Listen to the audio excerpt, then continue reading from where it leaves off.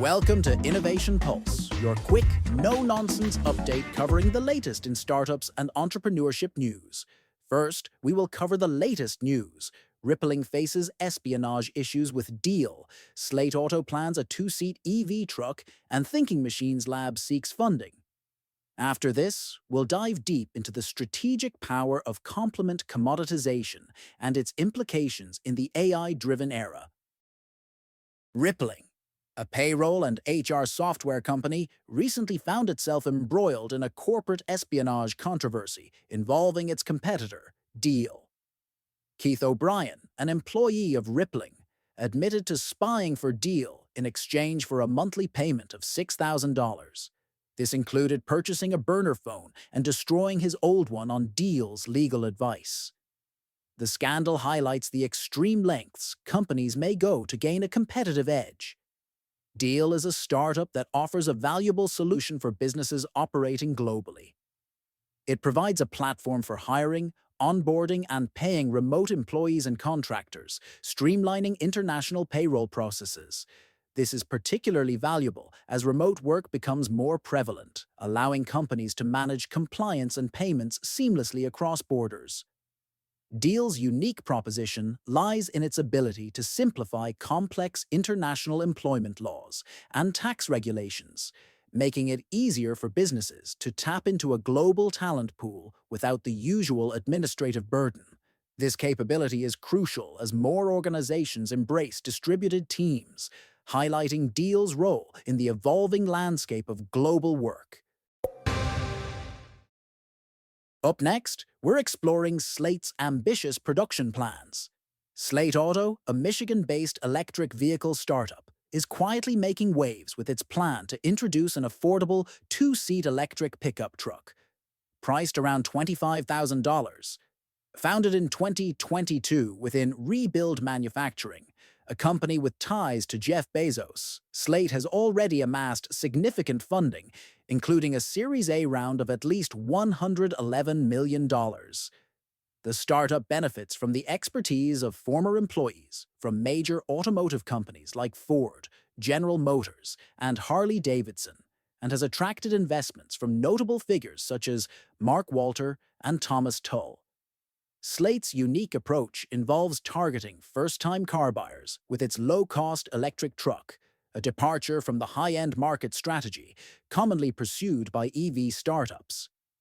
To enhance profitability, Slate plans to offer a range of accessories and apparel, leveraging experience from executives who previously worked at companies like Harley-Davidson and Stellantis. With production anticipated to start by late 2026 near Indianapolis, Indiana, Slate Auto is aiming to disrupt the EV market by providing a customizable, affordable electric vehicle for the masses. Thinking Machines Lab, a new AI startup led by ex-OpenAI CTO Mira Murati, is making waves with the addition of two notable advisors, Bob McGrew and Alec Radford, both with significant contributions to OpenAI's influential projects. With McGrew, a former chief research officer at OpenAI, and Radford, the mind behind generative pre-trained transformers, GPTs, the startup is positioned at the frontier of AI innovation. Although the specifics of their research agenda remain under wraps, the startup aims to develop AI tools that are customizable and better understood, catering to individual needs and enhancing general capabilities beyond current offerings. Murati, who played a pivotal role in developing ChatGPT, DALL-E, and Codex at OpenAI, leads the company as CEO. Alongside her are John Schulman, OpenAI co-founder and chief scientist, and Barrett Zoff, former model post-training lead at OpenAI, now CTO. Thinking Machines Lab is reportedly in talks to raise over $100 million, attracting talent from top AI labs, including OpenAI and Google DeepMind.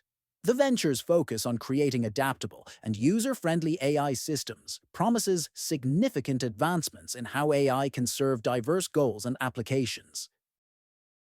And now, pivot our discussion towards the main entrepreneurship topic.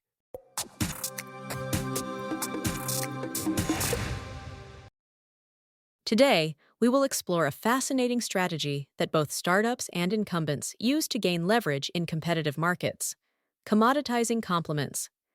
This approach, rooted in economic theory, has been instrumental in some of the most significant power shifts in tech history, from Microsoft's rise to Google's dominance. Yakov Lasker, an expert in software economics and market disruption strategies, joins us. Welcome to the show, Yakov. Thank you for that excellent introduction, Donna. I'm excited to dive into this topic with you today. It's a strategy that's been around for decades, but is particularly relevant in today's AI-driven market landscape. But before I continue, let me share my new obsession with a brilliant podcast called the CoLeague Experience. I've been completely captivated by their deep approach to management culture and workplace dynamics. What makes this show truly stand out is its unique view on leadership. They don't just recycle the same old advice, but challenge conventional thinking at every turn. Their exploration of organizational culture and processes resonates so strongly with my own management philosophy. Each episode is deliberately short, just 10 to 15 minutes, making it perfect for fitting into a busy schedule, yet packed with actionable insights you can implement immediately. Despite tackling complex topics, the hosts make listening genuinely fun and engaging. The CoLeague experience has quickly become my go-to recommendation for anyone looking to transform their management style. You can find the name of the show in this episode's description. Trust me, this one will revolutionize how you think about leadership. Now, let's get back to today's topic: commoditizing compliments. Please go ahead with your first question. Let's start with the basics. Can you explain what exactly commoditizing complements means and why it's such a powerful strategic tool in tech markets? Absolutely, at its core, commoditizing complements is a strategic approach where companies try to reduce the pricing power or relevance of products that complement their own. A complement is simply a product that makes the consumption of your product easier or more likely, like blades to razors, cars to tires, or cloud infrastructure to SaaS applications. When a company commoditizes its complement, it's essentially creating what Joel Spolsky called a desert of profitability around its business. This makes adoption of the company's own product easier by keeping complement pricing low and weakening peripheral ecosystem players. It's ultimately about controlling the flow of value in an ecosystem and directing more of it toward your own product. That's fascinating. You mentioned this strategy can work for both incumbents and startups. How does the approach differ depending on which side of the market you're on? While complement commoditization is often considered a tool of incumbents with deep pockets, it works beautifully for startups too, just in different ways. Incumbents typically use it defensively to protect their position by weakening emergent threats that could come between them and their customers. Microsoft giving away Internet Explorer to counter Netscape is a classic example. For startups and new entrants, the approach is more offensive. They attack orthogonally by solving problems emanating from existing oligopolies, thereby weakening incumbents' grip and capturing end-user mindshare. A startup might identify a complement that's causing friction in the incumbent's ecosystem and offer a dramatically better alternative. In both cases, the goal is to shift market value flow, but the vectors of attack differ based on position and resources. In the text, you outlined three distinct strategies for commoditizing complements. Could you walk us through the first one, nuke pricing power, and share some historical examples of when it's worked well? Strategy number one, nuke pricing power, is perhaps the most straightforward approach. Make a complement to your product free or drastically cheaper. One of the most successful examples is Microsoft's bundling of Internet Explorer with Windows in the mid-1990s. Netscape was charging for its browser and threatening to become the new platform for applications, potentially displacing the operating system as the foundation for software development. Microsoft's response was to give Internet Explorer away for free and bundle it with Windows. This forced Netscape to also make its browser free, cannibalizing half its revenue in the process.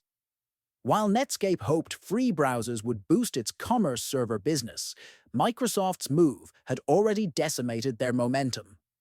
By nuking the pricing power of browsers, Microsoft protected its position as the dominant application platform and maintained control of the customer relationship.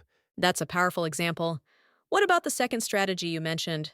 How does creating open standards help commoditize complements? Strategy number 2, create open standards, works by establishing technologies or protocols that reduce switching costs between different providers of a complement, thereby diluting their lock-in power.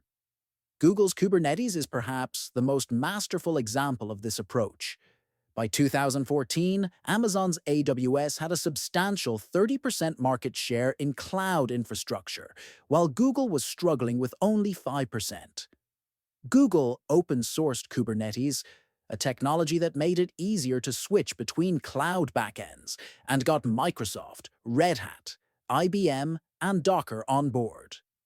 This created enough consumer pressure that Amazon was eventually forced to support it in 2018. The result was weakened AWS lock-in, which supported Google's recovery to 12% market share. Without this move, today's cloud infrastructure market might be far less competitive. We're seeing similar plays today with Anthropic's Model Context Protocol, which aims to standardize connectors between AI models and reduce the importance of one-to-one integrations. That's really interesting. But these strategies don't always work, right?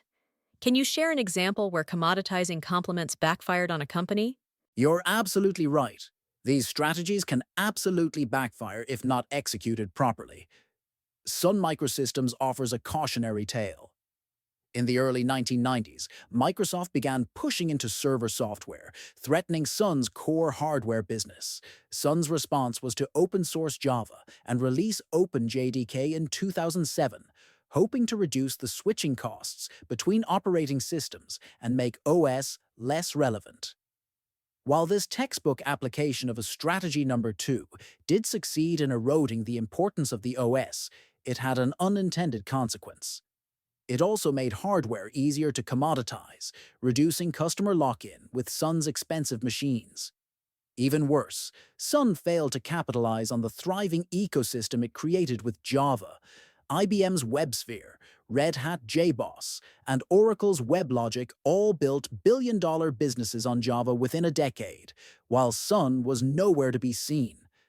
The lesson here is that commoditizing complements requires careful consideration of second-order effects and a clear plan to capture the value you're unleashing. Let's move to your third strategy, eat the complement. This seems different from the other two. How does this approach work, and can you share a successful implementation? Strategy number 3, eat the complement, involves vertically integrating to provide the complement yourself, often leveraging economies of scale or scope. Salesforce offers a brilliant example with their SaaS model for CRM software. In 1999, CRM leader Siebel Systems required not just expensive software, but also costly hardware, server software, and systems integrator services, pushing the first-year cost to nearly $10,000 per employee. Mark Benioff's Salesforce disrupted this by expanding vertically to in-house all software infrastructure, selling usage on a multi-tenant basis. Essentially, Salesforce created a group purchasing organization, buying infrastructure on customers' behalf at scale. This achieved several things at once. It removed the burden of infrastructure procurement from customers, enabled more efficient resource allocation, and reduced infrastructure provider pricing power by replacing fragmented buyers with a single, powerful one. This approach opened CRM to previously underserved SMB markets and created a fundamentally easier adoption path. When we look at these strategies in today's market landscape, particularly with the rise of AI, how is complement commoditization becoming even more relevant? The rise of AI, particularly LLMs, has created various novel avenues for wedge products and is making complement commoditization more relevant than ever. We're seeing some of the fastest-growing B2B applications today In vertical AI, using capabilities like voice, summarization, and text generation to disrupt established workflows. The challenge for these new entrants is whether they can create enough defensibility to establish lasting platforms. LLM wrappers alone aren't enough. They're easy to build and copy. Meanwhile, vertical incumbents like Procore and Service Titan are already deploying strategy number one by creating their own LLM features to stifle competitive threats. Successful vertical AI companies will need to do more than innovate at a single layer of the customer value chain. By leveraging complement commoditization strategies strategically, founders can weaken incumbent lock-in while accelerating their reach across multiple layers of customer value. You mentioned Chegg as a case study of incumbent vulnerability to LLM functionality. Could you elaborate on what happened there and what lessons it offers? Chegg represents an extreme cautionary tale for incumbents in the AI era. Between 2015 and 2022, they grew to over 8 million users as a vertical SaaS company, providing online tutoring and textbook rentals. But when ChatGPT launched, it effectively open-sourced educational texts and answering capabilities that were previously Chegg's core value proposition. The result was devastating. Chegg lost 25% of its subscriber base and experienced a 93% stock price drawdown. This was an unintentional but textbook example of strategy number one, nuking pricing power, as ChatGPT made freely available content and services that Chegg had been charging for. The key lesson here is that data moats, especially in the LLM era, must be truly proprietary. If your core value can be replicated by general-purpose AI, you're extremely vulnerable to disruption. Companies need to identify where their true differentiation lies and ensure it's not easily commoditized by emerging AI capabilities. When we think about these strategies historically, Microsoft seems to appear in many of the examples. What can we learn from their mastery of complement commoditization over the decades? Microsoft's recurring appearance in these examples is no coincidence. They've arguably operationalized complement commoditization more successfully than any other company in history. Their journey began with a lesson in complement commoditization when IBM commoditized its own hardware by using an open architecture for its PCs, allowing Microsoft's DOS to skyrocket in value. Bill Gates internalized this lesson deeply. When Netscape threatened Windows' position as the application platform, Microsoft gave away Internet Explorer for free. When Linux threatened Windows server dominance, they created .NET to make the underlying OS less relevant. The pattern continued with free developer tools that drove adoption of their platforms.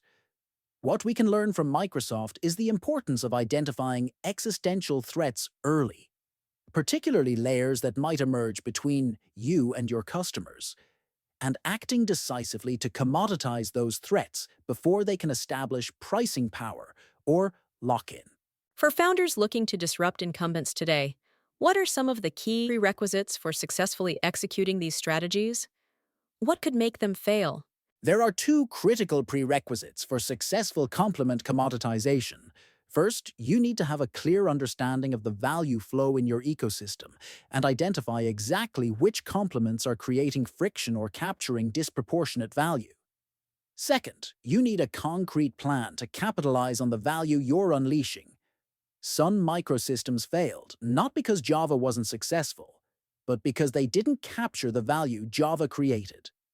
Common reasons for failure include misjudging second-order effects, as with Sun's hardware commoditization, lacking the resources to sustain the strategy, especially for startups using strategy number one, or failing to recognize when the complement you're targeting might actually be your core value proposition in disguise.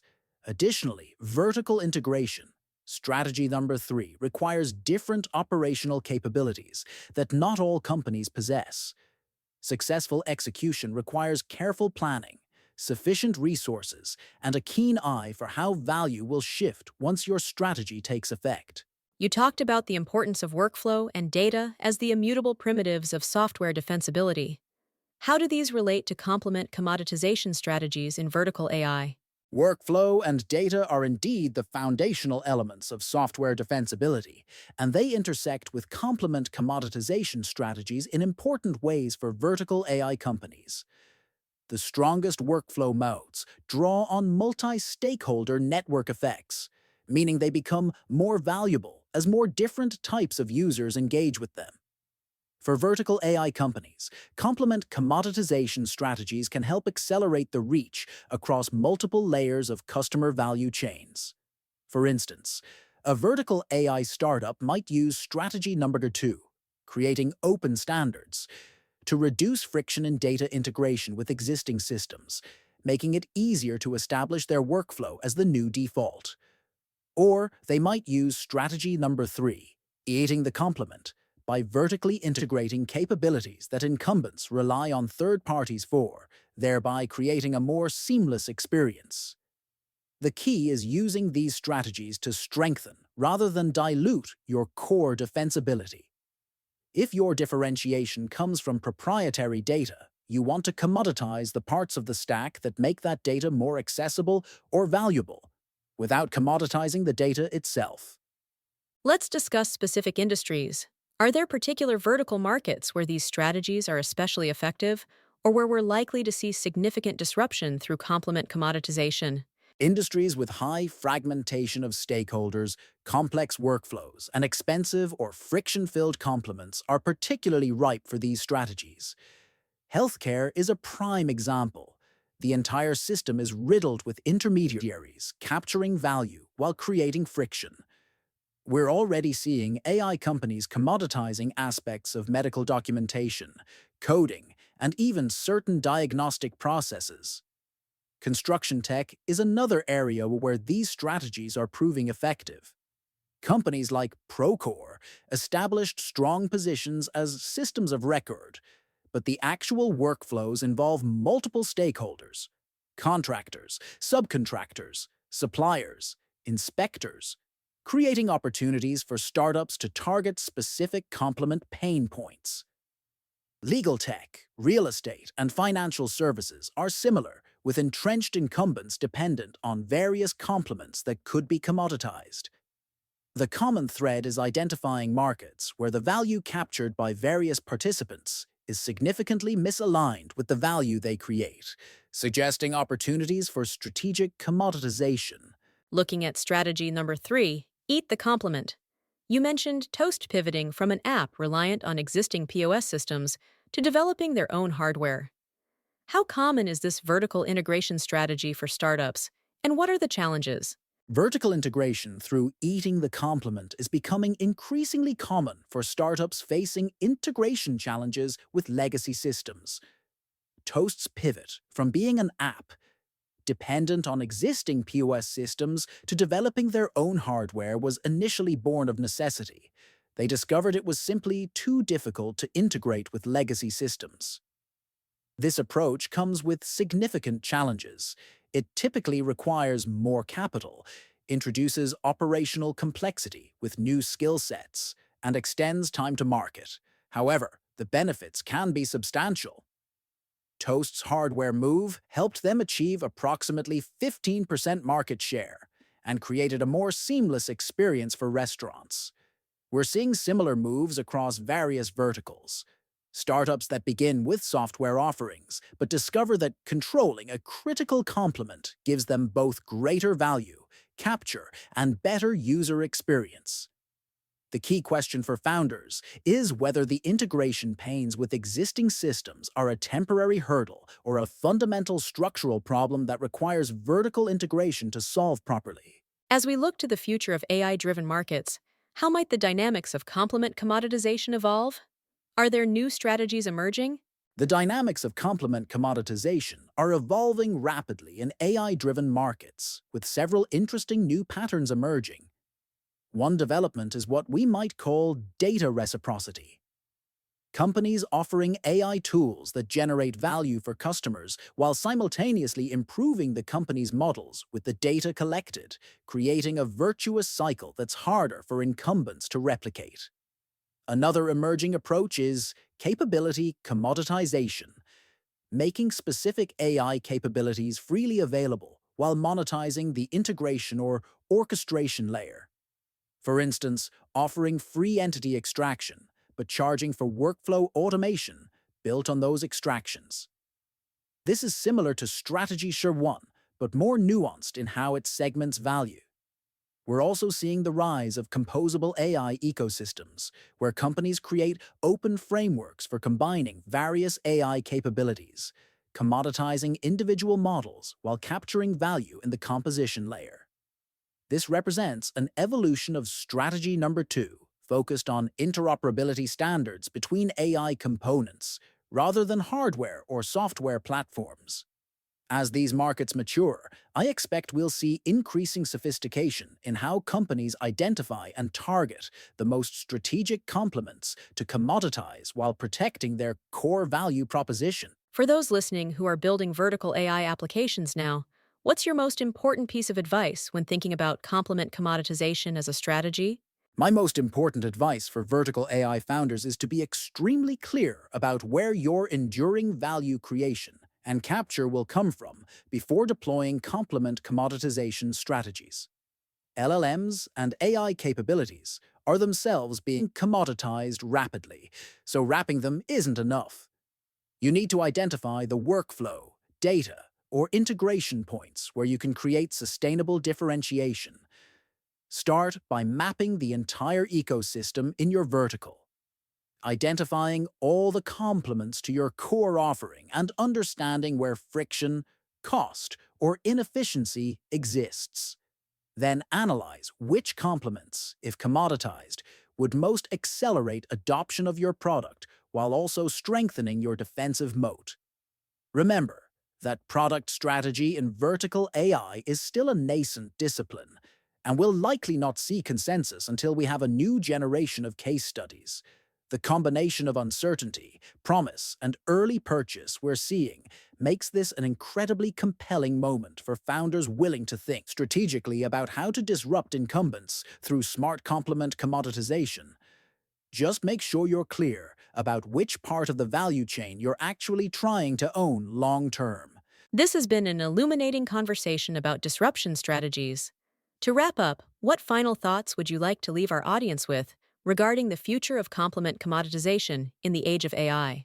The rise of AI, especially LLMs, represents a paradigm shift similar to the introduction of the internet or mobile computing. These transitions have historically been moments when new entrants could use complement commoditization strategies to displace seemingly invincible incumbents. I believe we're in another such moment now. What makes this period particularly interesting is that the rate of capability advancement in AI is so rapid that identifying which parts of the value chain will remain defensible is challenging. This creates opportunities for bold, strategic moves. The companies that will thrive won't just be those with the best AI technology, but those who most intelligently identify which complements to commoditize and which to control. We're likely to see power shifts across virtually every vertical software market in the coming years, and complement commoditization will be a key strategic tool for both the disruptors and the incumbents trying to defend their positions. For those willing to study these patterns and apply them thoughtfully, there's tremendous opportunity to reshape markets and create enduring value.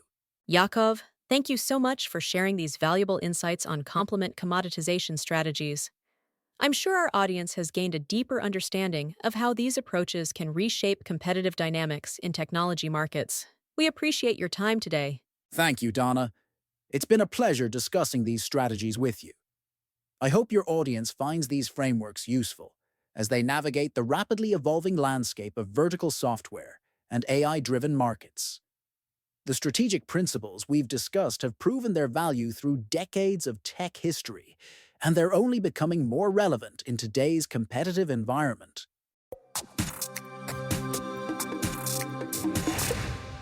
That wraps up today's podcast, where we explored the intense competition between Rippling and Deal in the HR tech space and examined how companies leverage strategies like complement commoditization to stay ahead in the AI-driven market. Don't forget to like, subscribe, and share this episode with your friends and colleagues so they can also stay updated on the latest news and gain powerful insights. Stay tuned for more updates.